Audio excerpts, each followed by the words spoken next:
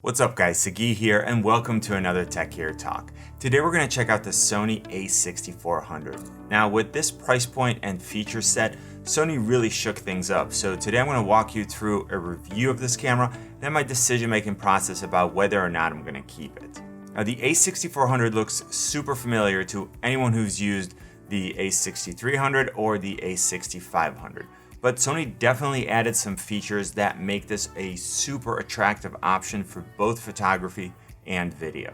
There are two things that I want to mention right off the bat. The first is the new processor, which is based on the much more expensive A9, and it enables real-time tracking autofocus. And then finally, we have a flip screen. I've also been using my A7 III for the past few months, so we can use that as another point of reference during this video. I'm going to cover what I liked and what I didn't like about the A6400, and then ultimately come to a conclusion about who this camera will work for. I'm going to very quickly go over some overall key features in case you're just starting your research. So the A6400 has a really nice magnesium alloy body with sealed buttons and dials.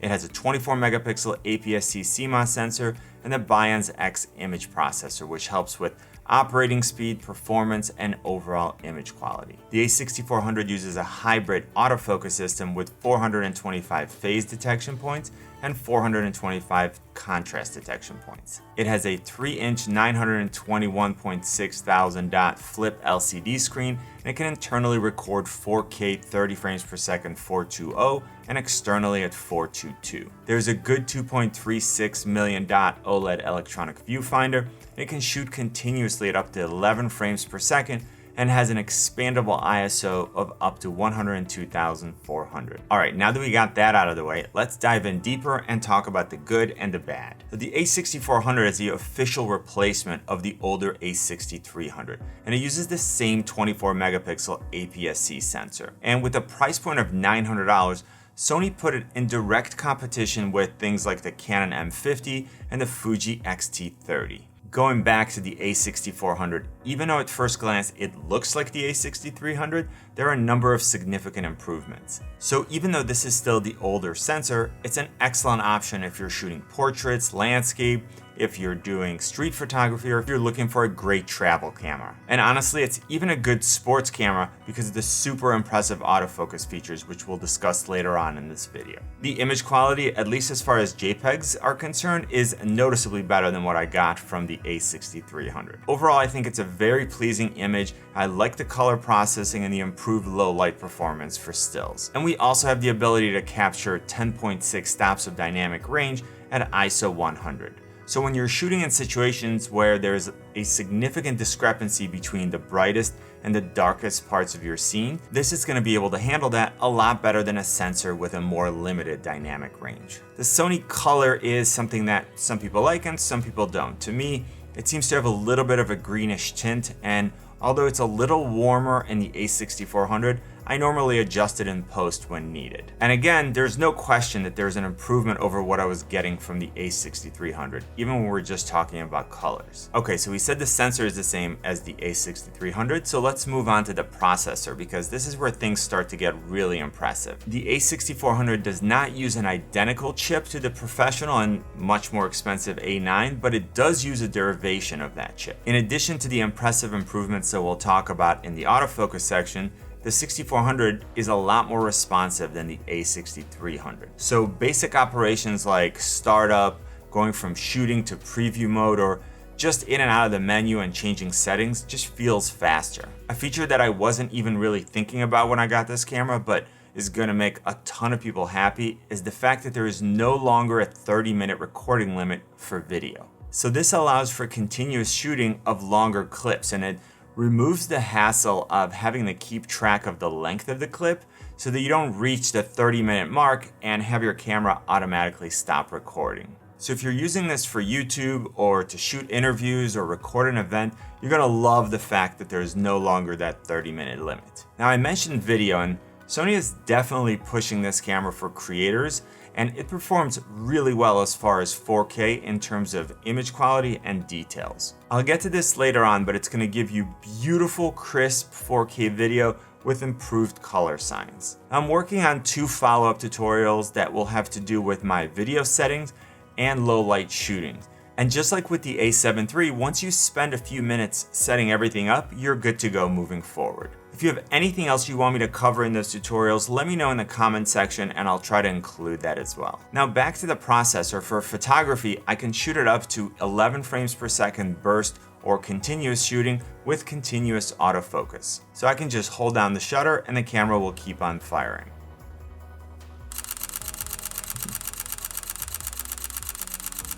And this is a nice feature if you're photographing your kids running around, if you're at a basketball or soccer game, any other sporting event, or anytime where you're shooting fast-moving subjects. And again, I know I keep referencing this, but we'll get to this more in the autofocus section, but the tracking autofocus is ridiculous. From a video standpoint, the A6400 can record internally up to 4K 30 frames per second, 420 8-bit video, and 4K 30 frames per second 422 externally. I say this a lot, but one of the most important things for me with any tool that I use is ergonomics in terms of both handling and functionality. And it's one of the things that I think is overlooked by a lot of people when they're shopping for a camera. The A6400 is definitely on the smaller size when it comes to Sony mirrorless cameras.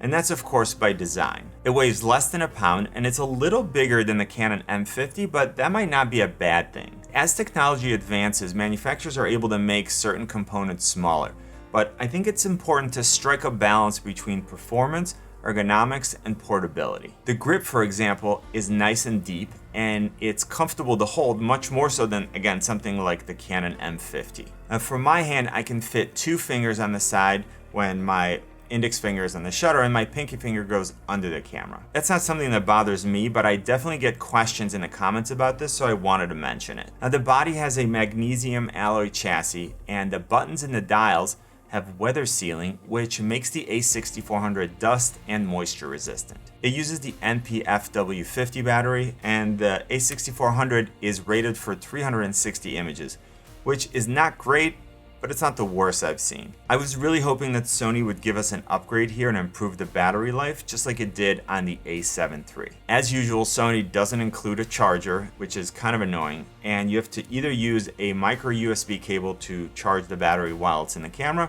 or you need to buy a charger. Now I always complain about this, and even more so if the battery isn't gonna last forever like the A7 III. Sony, come on, just throw in a charger and let's end this discussion. What's nice is that you can use the camera while it's plugged in if your battery runs out, but I'm not sure that the battery is actually charging if you're using it while it's plugged in. And when you couple this with the fact that there is no timed recording limit, it makes this camera an awesome option for long video sessions. And then of course you can also use that while you're streaming. As far as buttons and dials, I'm happy with what you get with the A6400 for the price. We've got 2 functional dials, one for the aperture and the other one for shutter speed. And we also have C1 and C2 buttons, which you can customize. I think that if you're buying a camera like this one and you're just using it with the default settings, you're really missing out. Part of what you get when you're buying a nice camera is the ability to customize it to work better for exactly how you shoot. And I have a follow-up video that will show you exactly how I set up my A6400, and I recommend that you check it out when it's published, and even if you don't use it exactly how I do, it'll give you some great ideas and you can just pick and choose whatever settings work for you. Now on the left side we have a little barn door with a micro USB, an HDMI out, and a 3.5mm input jack. I like the design of this door a lot better than the little flippy things you get on my A7 III, which always seem to get in the way. Now moving on to the bottom of the camera, we have the battery compartment and the SD card slot. I like the placement of this compartment, and because the quarter 20 is offset to the left of the camera, you can switch out batteries and remove the SD card without having to take the camera off the tripod. The viewfinder is very nice for the price. It's a 2.36 million dot OLED EVF, which has an automatic brightness control so that it works well both in bright sunlight and in low light situations. So far I've given the A6400 really high marks as far as ergonomics, so let's get to the bad part, the menu and the settings. Now I'm more familiar with the system because of my A7 III, but for a beginner, this menu system is less than ideal. It's not something that you can't overcome, but it's definitely not a strength for Sony. And it's not the menu design that I find problematic, because it actually is super easy to use It's split into categories that make sense, and you can clearly see what page you're on, and you can navigate up to the top level and move from one category to the next without having to scroll right through every single page. So that part is actually well done by Sony. The issue is that it seems disorganized, which leads to confusion. So features and settings just aren't where I expect them to be, and they aren't sorted in an order that I would expect based on importance. Now, like I said in my A7 III review, from an actual usability standpoint, it's easy to navigate and move around if you know exactly where something is.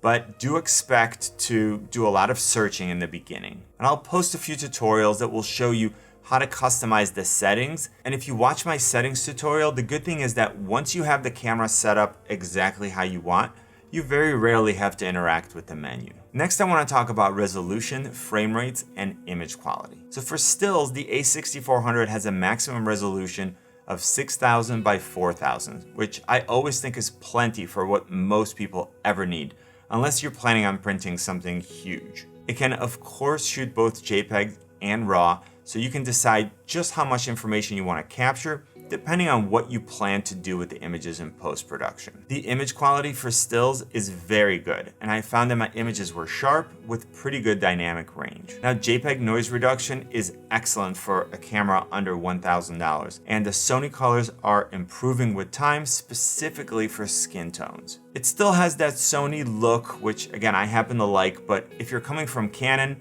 it's going to look slightly cool to you, and you might find that the blues or greens are a little boosted. I always mention that there is definitely some personal preference there, so I'm just sharing my impressions, and of course, any of these things that I'm mentioning can easily be worked out in post. Now for video, if you're shooting an NTSC, the A6400 can record 4K video at 24 and 30 frames per second, and Full HD or 1080p at 24, 30, 60, and 120 frames per second. If you're shooting in PAL, it can shoot 4K at 25 frames per second, and Full HD at 25, 50, and 120 frames per second. The A6400 can internally record up to 4K 30 at 4208 bit, and it can also do 4K 30, 4228 bit via the HDMI out, and both at 100 megabits per second. Like with my A7 III, depending on how much I graded the footage, I didn't always find recording externally to be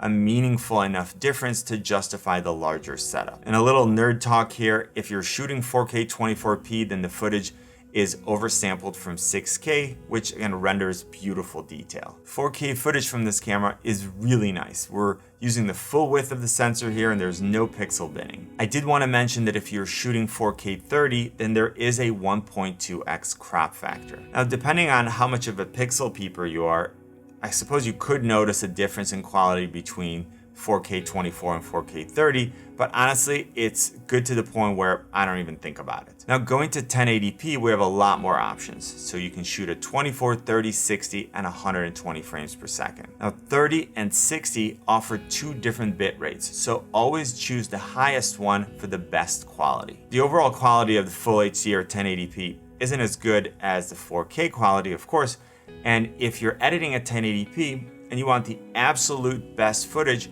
you can still shoot in 4K and then downscale it to 1080p in post. You will definitely see sharper footage with more detail if you choose to go that route. But of course, you have to deal with 4K footage, but it is what it is. Now let's get to 120 frames per second, which is one of my favorite things about using Sony cameras. If you've watched some of my other reviews, you know that I love slow motion, and I love the footage that I get at 120 frames per second with 100 megabits per second. The autofocus works really well, and I'm super happy with the quality, and we'll get to the autofocus next, but I do want to mention that tracking does not work when you're shooting at 120 frames per second. There's also a video option called SNQ, which, if you're not familiar with this, lets you select frame rates ranging between 1 frame per second to 120 frames per second. And the camera will then either slow down or speed it up to 24 or 30 frames per second, depending on what you want. So if you're using SNQ 120 and you watch the clip in camera or on your computer, it will already be slowed down versus shooting 1080p at 120, where you'll need to slow it down in post. You can also use this feature to shoot a fairly limited time lapse, meaning the slowest you could shoot is 1 frame per second. If you want much more control, Sony released the A6400 with interval shooting built in. This is something that I complained about in my A7 III review, but then Sony released it with the firmware 1.3 update. Now this lets you have full control over your time lapse. You can drag your shutter and you can get exactly the results that you want. And if you want me to create a tutorial about it, just let me know in the comments section below. All right, let's talk about autofocus. And one of the reasons why I've been hesitant in the past to use Sony cameras is that I haven't always had the best experience when it comes to continuous autofocus for video. Previously for stills, the Sony autofocus has been good, but for video, continuous autofocus would just hunt every once in a while for no reason. Now the A7 III was the first Sony camera that I tried where I was super impressed with the autofocus system and I immediately bought it. Now, the A6400 has arguably the best autofocus system that you can get for the price. It uses 425 phase detection autofocus points and 425 contrast detection autofocus points, which cover about 84% of the sensor. This autofocus system is a game changer and it could literally change the way that you shoot. For photos, the focus is super fast, and that's both when using Sony lenses and adapted lenses from Canon and Sigma using the Sigma MC11 adapter. The eye autofocus is insane with this camera. It's so good, and we actually get real-time autofocus. That means that you just turn this feature on and you set the A6400 to continuous autofocus and start shooting. When you're shooting portraits, you can just leave the camera on wide focus mode and it will just automatically detect the face and then lock onto the eye. And I'm telling you, it just nails it. And I was really surprised to see that it worked even when the person was wearing glasses. I love that green marker that you get around the eye. You just can't miss it. And if it doesn't detect the eye for some reason, there is still a fallback to face detection. So again, it was good and fast with both Sony lenses and the adapted Canon and Sigma lenses. Now, like with my A7 III, for video, I noticed a significant improvement over previous Sony cameras that I've used. Now, Sony has pretty confusing focus setting, and there are a lot of them, and at first glance, there seem to be some confusing overlap. But once you dive deeper into each setting and you dial down to the one that you want for a particular scenario, it works incredibly well. I'll do a follow-up video dedicated to autofocus because I think there's so much to cover. But coming from Canon, which I still think has my favorite autofocus for video, this is continuing a trend where Sony cameras have great video autofocus. Now, I really like the flexibility of being able to control how much of a change the camera needs to detect before shifting focus. And then on top of that, having control about how fast or slow it will rack focus. Now, in addition to human eye detection, we also have animal eye detection autofocus, which I love because I take a lot of pictures of my dogs, and traditional zone autofocus modes usually focus on their nose, which means that the eyes will be out of focus. Now, moving to video, the Sony autofocus is good. And with subject tracking, I just really enjoy using it. So face detection for video is pretty good as long as there is decent light, but there are some strange limitations. For example, just like on my A7 III, if you use an external monitor and you're shooting in 4K, you'll find that face detection no longer works. For some reason, Sony disabled this feature for both 4K 24 and 4K 30, which is super frustrating. It's a little better, or maybe less worse, because the A6400 does have a flip screen, which we'll get to in a minute. But if you want to use a larger monitor, you'll have to disable internal recording and record externally in order to get face detection. To summarize this, if you need a monitor and you need face detection, you have to also record externally, which to me doesn't make any sense. One other thing I wanted to tell you has to do with using adapted lenses, and this was true for my A7 III as well. I used a Sigma MC11 adapter, which worked beautifully for me with both my Canon and Canon mount Sigma lenses, as long as I was using it for stills. Autofocus was extremely fast and the images were super sharp. If you have Canon or Sigma lenses and you're a photographer, I definitely recommend using the Sigma MC11 adapter. It worked so well for me. Now for video, only the Sigma lenses were able to use the continuous autofocus mode of the camera. None of my L series Canon lenses would work for continuous autofocus, and I had to use manual focus. Now, of course, this doesn't matter to you if you're using Sony lenses, but I thought it was important so that people don't buy this camera if they're switching brand and expect it to do something that it won't. So to recap my opinion about the autofocus, for both stills and video, it's super fast and accurate. What's interesting is that if you look at the LCD while shooting stills, and you're in burst mode, you'll see that it's switching from subject tracking to face detection to eye autofocus, and sometimes you'll think it's missing focus. But the actual focus on the images is better than what you see in live view. So it may appear that it's lagging behind, but the images are actually in focus. It's just what you see on the screen that's lagging behind. All right, let's move on to lens options for the A6400. And I think that a lot of people forget to look at this part when they shop for a camera. When I test cameras, I like to use lenses that are appropriate for different budgets. And that's so that I can give you the true feel of what you should expect when you use the camera. So I use the Sony 16-50, 3.5 to 5.6, which comes with Sony's optical image stabilization or steady shot. This is an inexpensive lens and it's super small, which makes this setup perfect for traveling. It's a good lens for vlogging and a good first lens in general. I have a video dedicated to this topic and I'll link to it up in the corner and in the description. It can't compete with my L series glass or my Sigma art lenses, but for the price, it did quite well. Like most kit lenses, it's not a constant aperture and it's not a very fast lens, but again, as a function of price, I think it's a good value. Now, Sony lenses are a bit of a touchy subject for some people, and as always, it's not a matter of quality, it's a matter of price. If you're looking at the GM lenses, you're looking at some incredible glass, but expect to spend some serious cash on it. For a quick comparison, the Sony GM 70-200 2.8 is $2,600, and if you compare that to the Canon L series 70-200 2.8 Mark III, that costs $2,100. So we're looking at a $500 difference. The Sony 24-70 2.8 is $2,200, and the Canon is usually $1,900, although if you look it up now, it's $200 off at $1,700. So you're either looking at a $500 or $300 difference. Now, while I think this camera is super impressive, it is directed at more of a beginner. So these may not be the lenses that you're looking for, and there are some lower cost variable aperture lenses that you might want to check out. And I'll put some links in the description to some of my favorite lenses that will cover different types of shooting. Let's talk a little bit about the screen, which is a big deal coming from Sony. The A6400 finally has a 3-inch flip touchscreen-ish LCD. Let me show you. Boom.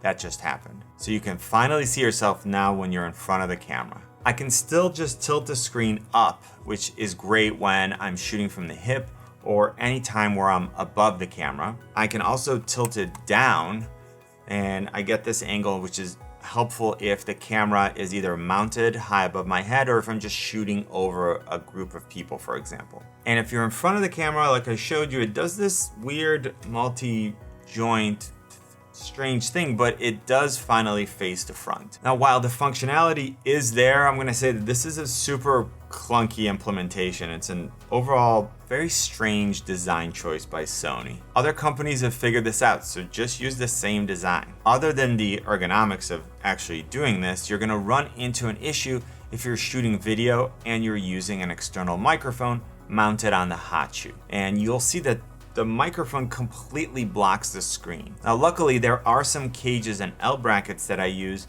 that offer additional mounting options. Both of these have worked great for me, and I'll put links in the description because I definitely recommend picking one of them up if you're planning on using an external microphone. Ultimately, the important thing is that the functionality is there now, and there is a flip screen for those people who want it. It's still not as versatile for gimbal, slider work, or even for product photography, but it's a major improvement over what other Sony models have, and I'm really happy to see progress in this area. If you don't plan on using those tools, or if you're fine just dealing with it with the way this is implemented, then I totally get that. I would happily pay an extra $100 if Sony just implemented a traditional, fully articulating touchscreen. That would just be great. Now let's get to the touchscreen. I said touchscreen-ish in the beginning because it is technically a touchscreen. You can use it to set focus points or to select a subject for autofocus tracking, but that's it. You can't control the menu or change any settings or select any option from the screen.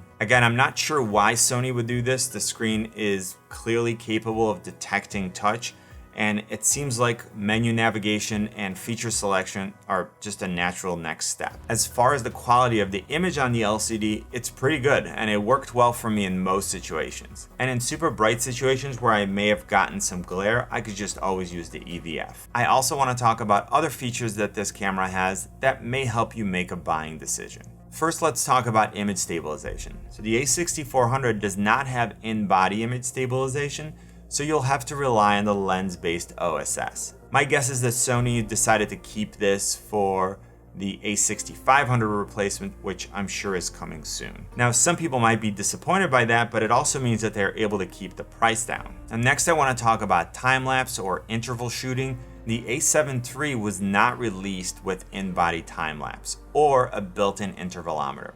And that was something that was added later on with the firmware update. But with the A6400, I was so excited to find that Sony released it with interval shooting built in. This means that you can have full control over your time-lapse in terms of exposure, interval, and number of photos, and then you simply process those images in post-production to get a time-lapse video. The next thing I want to talk about is the Imaging Edge app. First of all, it's super easy to connect to it. You just start the app, go to Network, Page 1, Control with Smartphone, and make sure Control with Smartphone is turned to on. Then click on Connection, which will bring up a QR code.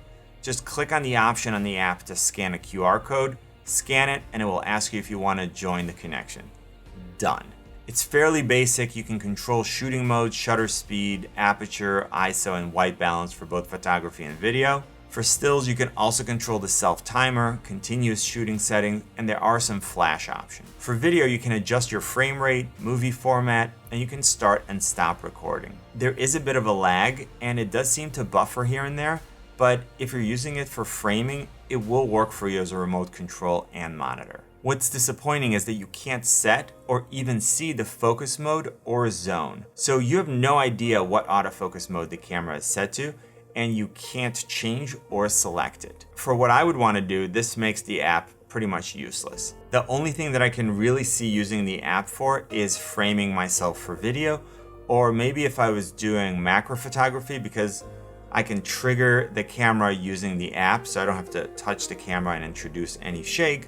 And then of course, I'm manually focusing those regardless. If I disconnected the camera control and used the send to phone feature, I could preview and transfer images and video right to my phone, which was really useful. I've said it before, and I'm going to say it again in this video. I think Sony needs to do better here. We don't need a ton of features, but autofocus control is critical. So develop that capability once and just make it available for all the models, and you're good to go. Now, next I want to talk about another feature that people who shoot video are really going to like, and that's the mic input.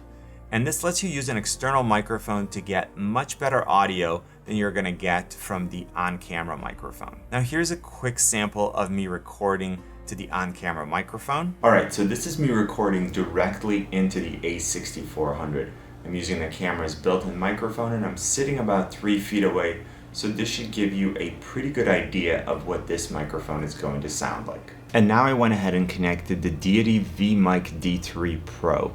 I was able to bring the gain down in the camera, and then I'm using the microphone to boost the signal. So hopefully this gives you an idea of what using an external microphone can sound like.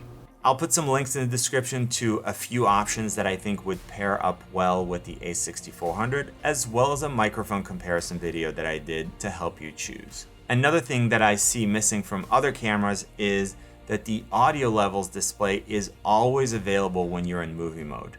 And that just makes your life easier. So on some cameras, you have to go into the menu to set and see your levels. But when you go back to recording, the levels aren't displayed, and that's not great. And not only can you see the levels, you can actually change them while you're recording. So that's another bonus. So what I did as part of my custom setup included making this change more accessible without having to go into the menu. And like I said, I'll link to another video where I outline my entire setup as soon as it's published. Okay, so I think the A6400 is an excellent option if I'm looking for a small and portable camera that can do a great job for both photography and video. To recap, it's Sony's replacement for the A6300. I'm super impressed by how powerful it is and really happy with the image quality. For photography, the 24 megapixel APS-C sensor gave me great image quality, and the autofocus is insanely fast and accurate. We have real-time eye autofocus for people and animals, and we also have very advanced tracking autofocus. For video, the autofocus is definitely improved, and I'm starting to like the extra level of control I'm getting with the latest line of Sony cameras. For a lower tier camera, I love the 2 dials and the various custom buttons, and I really did some work to get this to function exactly how I want it to. I get incredibly sharp and detailed 4K at up to 30 frames per second, and Full HD or 1080p at up to 120 frames per second, which lets me do 4x slow motion when I edit my videos in 30 frames per second, or 5x when I edit them in 24 frames per second. Even with the slightly awkward design, I like that we finally have a flip screen, and the option for an external microphone is another bonus for videographers. We've got a very nice electronic viewfinder, and the build quality seems pretty solid so far. And of course, the more I use it, the more I'll be able to give you feedback about long-term wear. Remote functionality using the app isn't great, but we do have a built-in intervalometer, which I absolutely love. The body alone sells for right under $900, and I think it's a very good value if you're looking to get into the Sony ecosystem with a powerful and very capable entry-level model. This is the first video in this series, and I have several more coming to show you my favorite cinematic settings and a low light tutorial. So if you're interested in learning more, go ahead and hit the subscribe and notification buttons so that you're notified when they're published. I'll put links in the description to where you can get this body, as well as some of the lenses and accessories which I really like. And there are always specials and discounts, and my links are automatically updated with the lowest pricing. I really hope I was able to give you a good overview of the Sony A6400.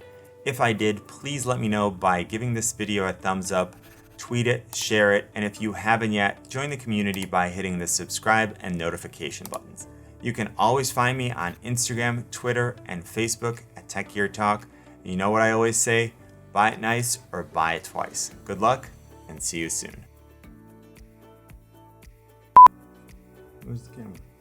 I need it. It's over there. Hard to shoot when you don't have the actual product with you. It's gonna be challenging. So I can just hold down the shutter and the camera will keep on firing. Or no. No, not if I don't keep it in that mode. And one of the reasons that I've been hesitant, I don't know, I'll just say it again. Just hunt and just would be consistent. For focus. So again, going back to video. Yeah, that's weird. In order to use continuous autofocus. Oh, that was so close. I like to use a variety of lenses at different price points. That's hard. Different price points. That's hard for me to say for some reason. Oh my god, I can't say that sentence. And I'll link to it. Blah blah blah blah blah blah. Let's get a drink. Red Bull. Red Bull. I need the energy.